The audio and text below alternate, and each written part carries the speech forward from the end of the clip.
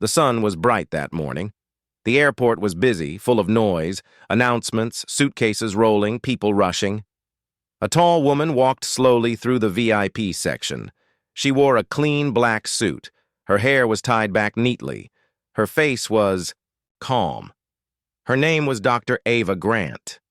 She looked around. Her steps were confident. She knew exactly where she was going. She had a flight. But this was no normal flight. This was a private jet. The first look as she reached the private gate, a young man looked up from the counter. His name tag said, Liam. He stared at Ava. His eyes narrowed. Then he stood up. "Excuse me, ma'am," he said, blocking her path. "This area is for private jet passengers only." Ava smiled politely. "Yes, I know." She pulled out her phone and showed him her boarding confirmation. Liam didn't even look at it.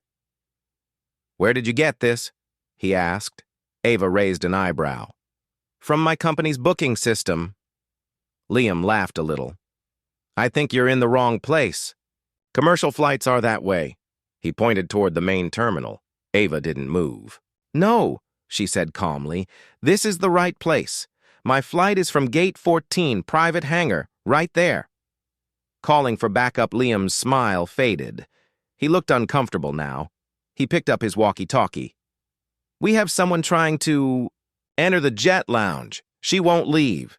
Ava stood tall. People around her began to watch. 2 more staff members arrived, both in airport security uniforms. "Ma'am, we need to ask you to step away from this area," one said. "This gate is restricted." Ava sighed. She reached into her bag and took out her passport and boarding file again. "Please check. Everything is correct." But they didn't check. Instead, one guard said, "We're going to have to take your bag and escort you out." A few people stopped to look. One person even took out their phone to record. Ava didn't fight. She simply said, "You are making a very big mistake." Dragged away, Ava was taken into a small holding room near the security desk. She wasn't handcuffed, but the treatment was clear. They thought she didn't belong. No one asked her name. No one checked the flight list. No one even opened her ID. They just saw her skin and assumed. Meanwhile, on the jet inside, the private jet, the pilot and flight crew waited. Everything was ready for takeoff. "Has Dr. Grant arrived?" the pilot asked the flight manager. "She hasn't checked in yet, sir." The pilot looked worried. "She's never late." They began making calls. Ava stays silent in the holding room. Ava sat quietly. The security guards talked in the corner. "She probably faked the ticket," one whispered.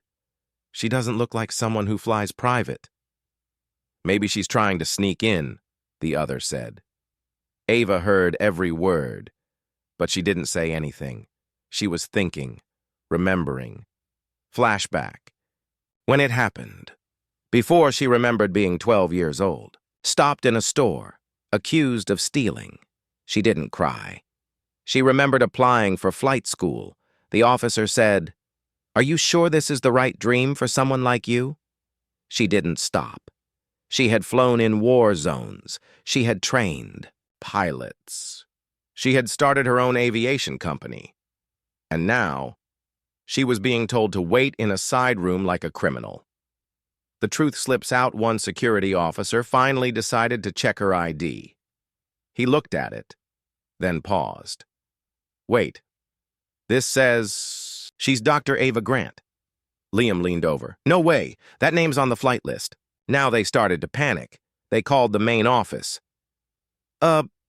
We may have a situation." The call from the jet at that moment, the jet's flight manager was on a call. "Sir, we just received word from ground staff. Dr. Grant is being held by security." "Held?" the pilot shouted. "Why?" "They thought she wasn't supposed to be in the VIP section." "That's the CEO of the jet company you're talking about." The flip. The door of the holding room opened fast. A man in a black suit rushed in. "Dr. Grant, I'm so sorry. There's been a terrible misunderstanding. He was the airport director. The guard suddenly stood straight. Liam turned pale. "Why, didn't anyone check her ID?" the director shouted. No one answered. Ava stood up slowly. She looked at Liam, then the two guards. "You didn't stop me because I did something wrong. You stopped me because of how I look." The room went silent. She turned to the director. "I need to board my jet, now. Walk of shame." This time she walked back to the gate. But now, everyone moved out of her way. The same people who stopped her now opened the door for her. As she walked past Liam, she leaned in slightly and whispered, "You just made the worst mistake of your career." She boarded the jet. The doors closed, and the engines roared. The jet flew smoothly through the clouds. Inside, Dr. Ava Grant sat by the window, looking out. But her mind was not calm. Her hands were steady, but her heart was heavy. The memories from that morning still echoed in her mind. The way they looked at her. The way they doubted her. The way they never even asked her name. A life of proof people saw her skin before they saw her name. It had always been that way. As a child, Ava had dreams bigger than her world. She didn't want to be just good. She wanted to fly. Not as a passenger, but as a pilot. As a leader. As someone who belonged in the sky. Her first flight. She remembered her first flying lesson. She was only 17. The instructor, a tall white man, shook his head when he saw her.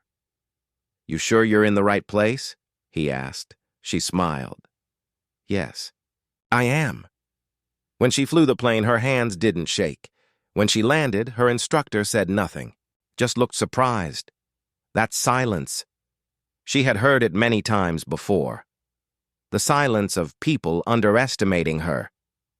Military rejection. Ava applied to join the Air Force pilot program. She had perfect scores, strong letters, great skills, but she was rejected. Later, she found out why. "You're too soft-spoken. You don't fit the look. Not leadership material." They didn't say black, they didn't say woman, but she knew what they meant. She didn't stop. Instead of quitting, she went to school. She got her PhD in aeronautical engineering. She trained privately. She taught flight safety. She flew missions for international aid. And then, she did the thing no one expected. She started her own private jet company. She became the co-founder, the face, and the name behind Grant Skies, one of the fastest-growing jet services in the country. A secret few knew Ava never showed off. She didn't wear diamonds. She didn't post selfies on her plane. She let her work speak. So when she walked into airports, no one knew who she really was. They saw her skin. They saw her gender. They guessed wrong. Every time. The video spreads, while Ava flew to her next meeting. The video from the airport was already online. A 20-second clip. A black woman being stopped, her bag taken. Her calm voice. "You just made a big mistake." The internet exploded. Millions watched within hours. Who is she? Why? Was she treated like that? This feels racist. This happens too often. People started tagging airlines, airports, and news pages. The truth comes out. By the time Ava landed, reporters were waiting, not just outside the airport, but outside her hotel, outside her office, even outside her old school. Someone had leaked her name. And when the truth came out, it was louder than anyone expected. Dr. Ava Grant, the woman stopped at the private jet gate, is the co-founder of the jet company she was boarding from. News channels picked it up. People were shocked. The same woman who had been treated like a criminal was actually the boss. The company responds. Grant Sky's headquarters got hundreds of calls. Some customers canceled bookings. Others sent letters of support. The media contacted the airline's CEO, Mr. Collins. He gave a short press release. "We are aware of an unfortunate misunderstanding involving Dr. Grant. We are investigating the situation closely." But people didn't want an investigation. They wanted justice. Ava breaks. Her silence. 2 days later, Ava posted a video from her office. Simple. Background. No fancy effects. Just her voice. My name is Dr. Ava Grant. I built this company with hard work and love. I've spent my life being told I don't belong. And yesterday, I was reminded that success does not always protect us. I was judged before I was heard. I was stopped before I was seen. Not because of what I did, but because of how I look. She paused, then said, "But this is not just about me. This happens to many people every day, in quiet ways, in loud ways, in painful ways. That gate is not the only gate we're stopped at. It's time we opened it. For everyone." The video reached 30 million views in 3 days. The people react comments poured in. I cried listening to her. She speaks for all of us who've been judged too soon. Never flying with that airport again? Some employees at other airlines began speaking out too. Anonymous posts, secret videos. People started sharing their own stories. Back at the airport, Liam sat in a quiet room. His badge had been taken. The airport had launched an emergency inquiry. They were under pressure. Not just from the internet. The room was dark. Dr. Ava Grant sat alone in her office. The only light came from her laptop screen. She clicked the video file titled Security Footage, Staff Room. It started with a quiet image, the staff lounge at the airport. 2 men in security uniforms, one with a coffee cup, the other scrolling on his phone. Then Liam walked in, the same man who had stopped Ava at the jet gate. He didn't know the camera was recording. Guess who I had to deal with today? Liam said. The other guard looked up. Who? Liam smirked. Some lady trying to sneak into the private jet terminal. Looked like she didn't belong. Said she had a flight. Dressed too neat to be broke, but still didn't look right, you know? The other man laughed. Did she have a fake ticket? Or something? Nope. Had a real one. Even showed me ID. I just didn't believe it. Because? Liam leaned in and whispered something. The audio wasn't clear, but Ava didn't need to hear it. She could feel it, the tone, the mocking smile, the joke between people who thought they had power. She closed the laptop slowly. Her fingers pressed, together. Her face stayed calm, but her heart burned. She wasn't alone, Ava knew now. This wasn't just about one moment. This was a system.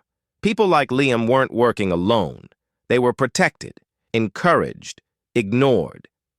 That video wasn't just proof. It was a door. Behind that door, more stories, more victims, more injustice. She had to walk through it. The anonymous email Ava opened her inbox again. The message had no name, just one more line below the video link.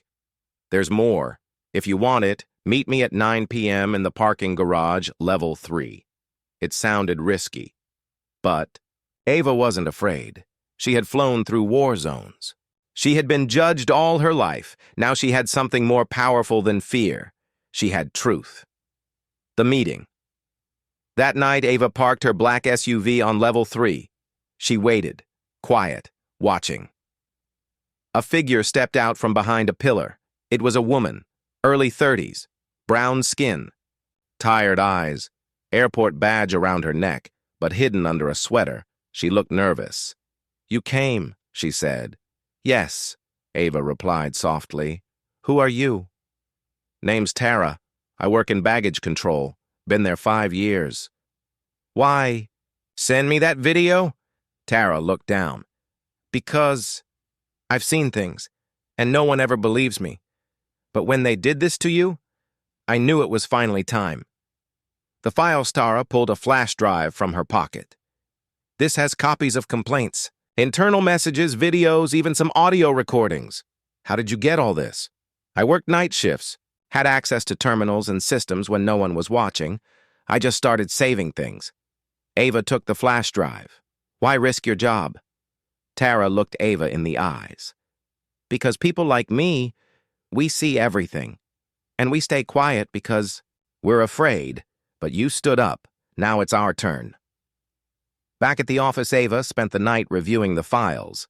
There were over 30 incidents, passengers wrongly pulled aside, complaints from black and brown travelers ignored, staff using code words in emails like gatewatch or special check, always for the same kinds of people.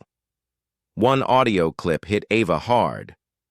I don't care if her ticket's real. If she looks sketchy, stall her. You know the drill, Ava. Paused the clip. Sketchy. She whispered the word to herself. Not dangerous, not criminal. Sketchy. Meaning, you look different, and we don't trust you. Building the case, Ava met with her lawyer the next morning. He listened. He watched. He didn't speak much. Then he said, "This isn't just discrimination. This is targeted profiling. And if this goes to court, it won't be just your story. It'll be dozens." "We're going to need witnesses," Ava said. "We'll get them. Once this story hits the press again, people will come forward." And they did. Within 48 hours, Ava's team created a secure email and hotline for people to share their stories. They called it, "We Belong Here."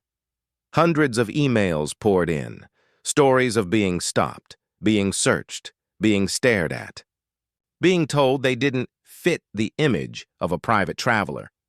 Some came from staff. One message said, "I was told not to let people like me at Gate 14, and I'm white, but I quit last month because it didn't feel right." Ava read every single one. She cried. She smiled. She made notes. Then she looked up and said, "It's time." Flashes lit up the room. Reporters shouted questions. Dr. Ava Grant stood tall behind the podium. But inside, her heart was racing, not from fear, but from fire. The world was finally watching, and Ava had something to show them. The footage that shook the room, she pressed play on the screen behind her. There was no dramatic music, just silence. Then a timestamp appeared. Airport staff room, 9:42 a.m. There was Liam, the same officer who had tried to stop her from boarding her own jet. He laughed with two other staff members. "These rich people think they can fly wherever they want," one of them said. "Yeah," Liam replied, "but if they don't look the part, they're getting checked. No exceptions." "You mean black," the second man said. They all laughed. The room fell silent. Not the screen, the press room. Gasps echoed across the space. Some reporters shook their heads. Others looked down, ashamed. But Ava looked straight into the camera. These are the faces behind the gates. The people who decide, in seconds, who belongs and who doesn't. The press explodes. Within hours, every major news outlet was running the story. Dr. Ava Grant exposes racism in private air travel. Caught on camera. Racial profiling. At private jet terminal. Grant Sky's CEO takes on airport corruption. People shared the clip all over social media. Celebrities commented. Politicians tweeted. Airports released official statements. But some people weren't happy. Behind the scenes, powerful men were getting nervous. And one of them was Mr. Collins, CEO of Grant Skies. A warning from the top that evening, Ava received a call. It was from Collins himself. "Ava," he began, voice tight, "this is getting out of control." "The truth is never out of control," she answered. "I get that, but you're making enemies, people with money, people who don't want this kind of attention." "So what do you suggest?" she asked. "Drop it. Release a final statement. Say it was one bad apple. Say it's handled, and let's move on." Ava was quiet. Then she said only 3 words. "I'm not stopping." The protest outside. The next morning, a crowd gathered outside the airport where Ava had been stopped. Dozens turned to hundreds. Some held signs. "We belong in first class too. Stop judging our skin." "Ava, Spoke Now We Speak. Ava didn't organize it, but she walked among them. People hugged her. Some cried. Others simply said, "Thank you." One older man held her hand and whispered, "I've been waiting 40 years for someone like you." But trouble was coming. That night, a news alert popped up. New allegations surface against Dr. Ava Grant. The article said Ava had been difficult with airport staff. It accused her of refusing security protocols. Anonymous sources claimed she had a bad attitude. It was a classic trick: smear the victim, paint the truth teller as the problem. Ava sat back and sighed. "They're scared," she told her lawyer. "Good," he replied. "That means we're close to the truth."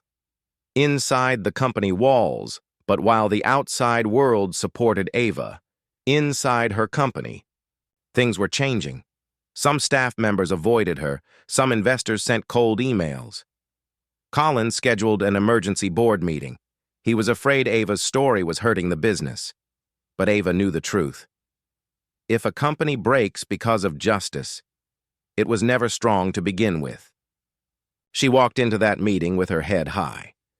The boardroom battle 10 people sat at the long table, mostly men, mostly white, all quiet. Collins cleared his throat. "Dr. Grant, we've seen your press conference, and while we respect your passion, we must also consider public image." Ava leaned forward. "Public image is exactly what I'm fixing." Another board member added, "There's concern from clients. We're receiving cancellations." Ava nodded. "Then maybe we should be asking why those clients are uncomfortable with fairness." Collins looked frustrated. "Look, Ava, we admire your story, but you're just making too much noise." She looked around the table. "Too much noise?" she repeated softly. "If this company can't stand by the truth, then maybe it doesn't deserve my name." The room went still, because that was the threat. If they pushed her out, she would take her name, her face, and her truth with her. A voice in the back. Suddenly, a younger board member spoke up. "Actually, I think Dr. Grant is right." All heads turned. "We built this company to make private air travel more human, safer, better. And if that means we clean up our own house, then so be it." A second voice joined in. Then a third. Slowly, the tide turned. And Collins? He sat back. Dr. Ava Grant held the photo in her hand. 2 men, a handshake, a quiet deal. On one side, Liam, the airport officer who humiliated her. On the other, Mr. Collins, the CEO of her own company. Behind them, a sign that said, "Private Security." "Partnership. Approved." Ava's hands trembled slightly. "All this time," she whispered, "he wasn't just ignoring the problem. He was the problem." The secret deal Ava knew what this photo meant. It wasn't just a business handshake. It was a cover-up. Collins had personally approved Liam's company to provide security for Grant Skies. He had said nothing when Ava was stopped. He had tried to silence her story. He had warned her to let it go. Now it made sense. He wasn't trying to protect the company's image. He was trying to protect himself. Digging deeper, Ava called Tara, the woman who had leaked airport files. "I need everything you can find about Collins and this security deal," she said. Tara didn't ask why. She simply said, "I'm on it." Within hours, Tara sent over emails and documents. Some were older contracts. Others were recent communications. One stood out. "Make sure Grant doesn't find out about the older complaints. If she does, we both have a problem." From Collins to Liam, dated 3 months before Ava's flight, Ava sat in silence. So Collins had known all along. He knew Liam's team was profiling passengers. He knew it would hurt the brand. But he chose to hide it, to protect profits. Choice Ava had a decision to make. She could go public with this, expose Collins, bring down the entire top level of her company, but that would mean chaos. The stock would drop. Jobs might be lost. The future of Grant Skies would be shaken. Still. Ava remembered that feeling at the gate. The pain, the humiliation, the judgment. If she stayed quiet now, she would become just like him. "I didn't fight for justice to stop halfway," she whispered. "I came to burn the whole rotten system down." The confrontation. Ava didn't send an email. She didn't ask for a meeting. She walked straight into Collins's office the next morning. He looked up, surprised. "Ava, save it," she said coldly, placing the photo and emails on his desk. Collins picked them up, but his face gave nothing away. "Where did you get this?" "Does it matter?" she snapped. "You knew what they were doing. You protected them." He leaned back in his chair.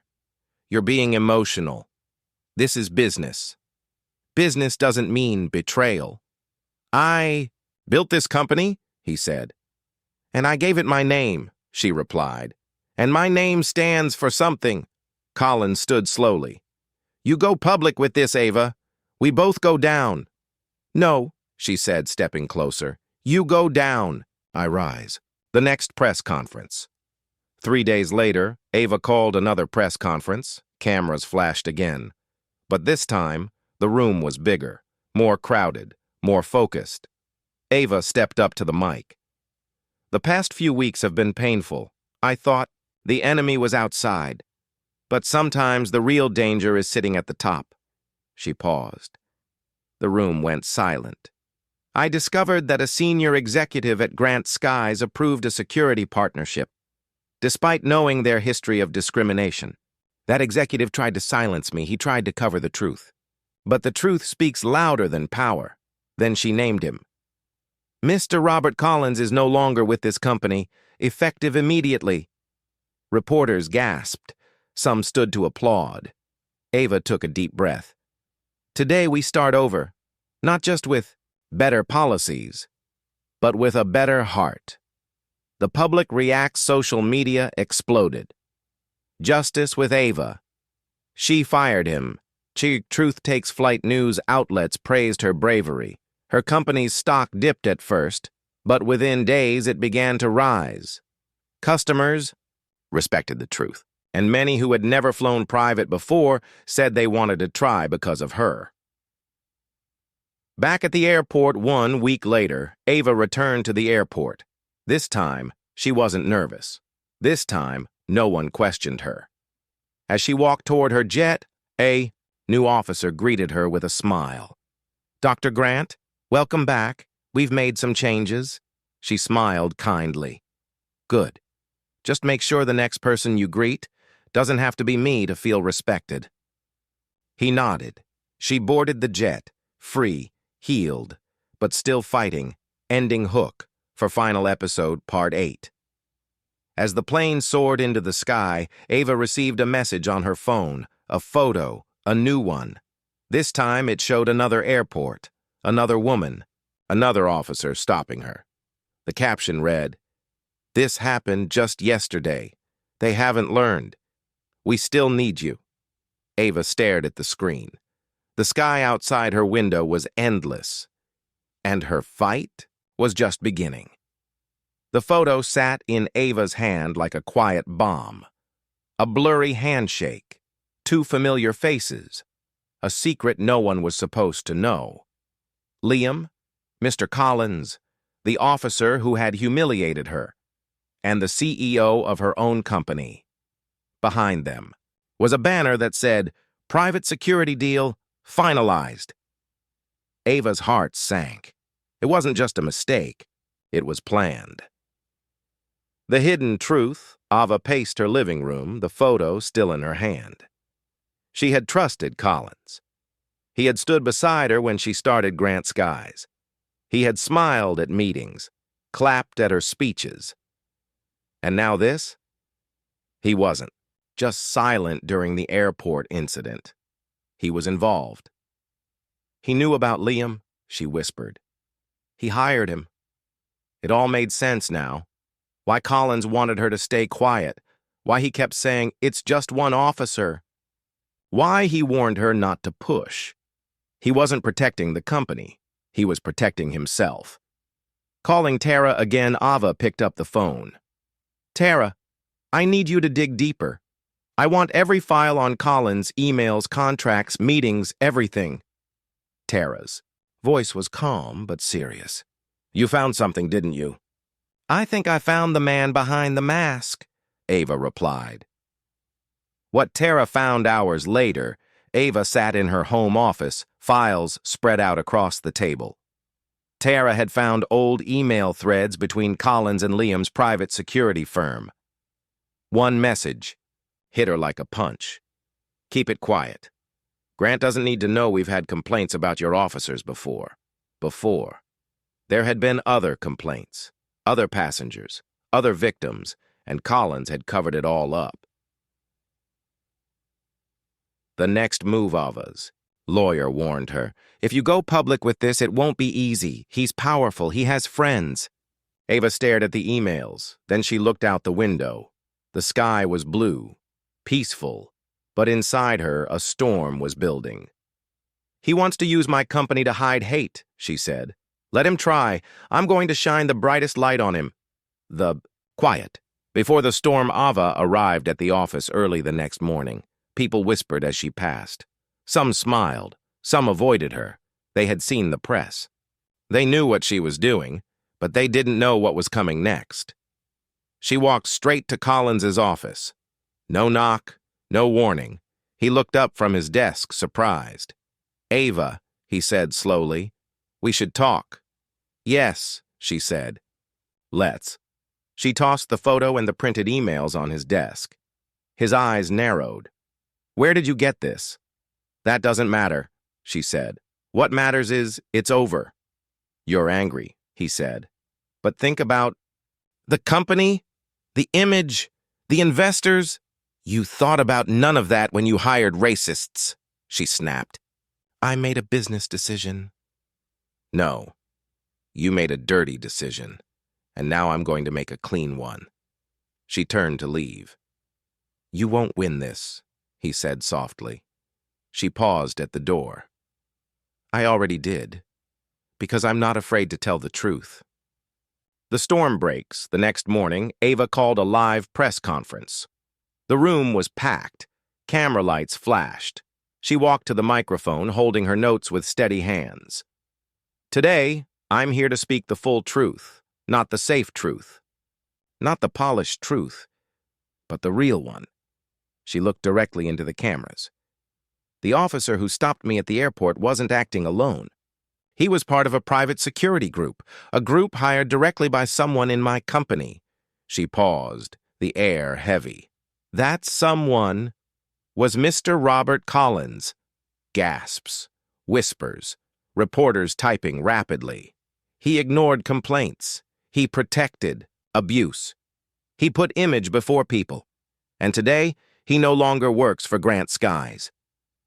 The public reacts, social media exploded. She fired him, Son Ava exposed him, social justice, in the skies support poured in from everywhere. Famous voices tweeted support. Passengers shared stories of profiling from other airports for the first time. Ava wasn't fighting alone. Back at the office, Collins had cleared out his office quietly. No goodbye, no final words. But Ava didn't need them. She had found the courage to face him, to fight him, and to remove him. Her staff looked at her differently now, not just. The news clip kept playing on Dr. Ava Grant's tablet. A young black woman standing outside an airport gate, eyes red from crying. They told me to move. They said, people like you don't fly business class. I showed them my ID. My ticket. They didn't care. The screen cut to a reporter. This incident took place just 2 days ago at Riverway International Airport. The woman's name is Layla Thompson. She is a lawyer and a former scholarship student of Dr. Ava Grant. Ava froze. Layla was one of her foundation's success stories. Brilliant, strong, kind, and now humiliated.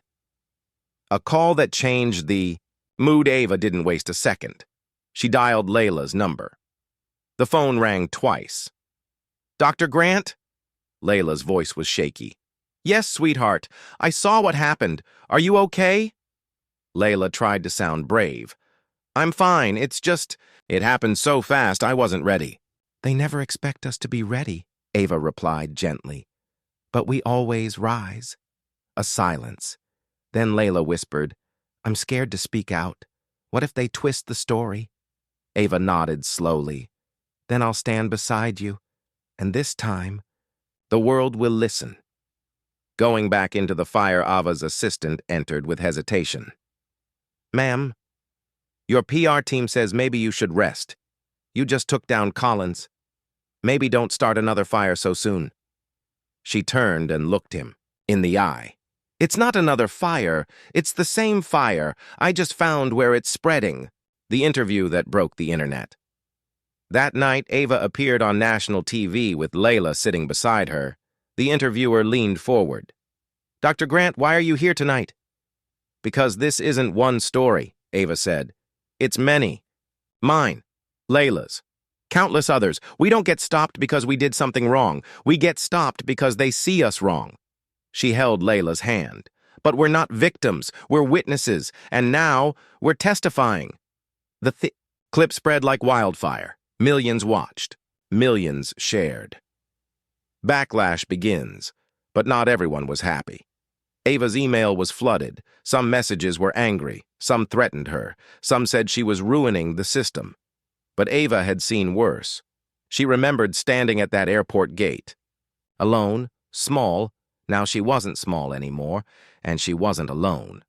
"Let them be loud," she told Layla. "Truth makes cowards shout." Digging into Riverway Airport, Ava sent Tara, her tech-savvy friend, to dig into the security files at Riverway. It didn't take long. Tara found 10 complaints in the last 6 months, all against passengers of color, all ignored. One note stood out: "Profile suspicious behavior. Code 4 includes passengers with baggy clothing, no eye contact, or unmatched appearance for class level." Unmatched appearance? It was racism, in a nice suit. Meeting the director, Ava requested a meeting with Riverway Airport's director. She didn't wait for an invitation. She arrived at the office wearing a dark blue suit and holding a thick file. "We've had a mistake, Dr. Grant," the director said. "We regret what happened." "You didn't have a mistake," she replied. "You have a pattern, and it ends today." She placed the file on his desk. "I have every ignored complaint. Every copied email, every name." The man frowned. "Are you threatening me?" Ava smiled coldly. "No, I'm warning you. Next time I speak, you won't have a job to hide behind." One voice becomes many. After the meeting, Ava created a campaign. "Our board with dignity." She invited every person who had been profiled, ignored, mistreated in airports to send in their stories. Within 48 hours, there were thousands. Some wrote. Some sent videos. Some even cried on camera, and one message stood out: "I'm a pilot, black. I was asked to show my license at the gate while wearing my uniform. My own airline didn't defend me." Ava replayed that one again and again. She knew now. This fight was bigger than her. The surprise letter, just as Ava was preparing her next speech, her assistant entered with an envelope. "This came from Washington," he said, eyes wide. "Department of Transportation." She opened it slowly.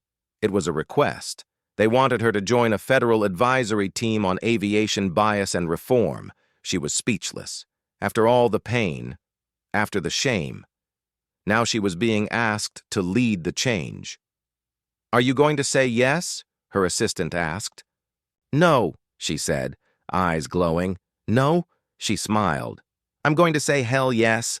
The video of the pilot played again and again on Ava's screen. A tall black man in uniform, standing calmly, speaking to a flight attendant. "Ma'am, I'm asking you to treat her with respect. Her ticket is valid."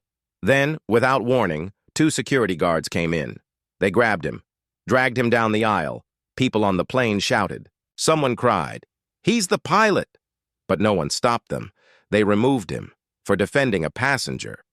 Ava's hands shook.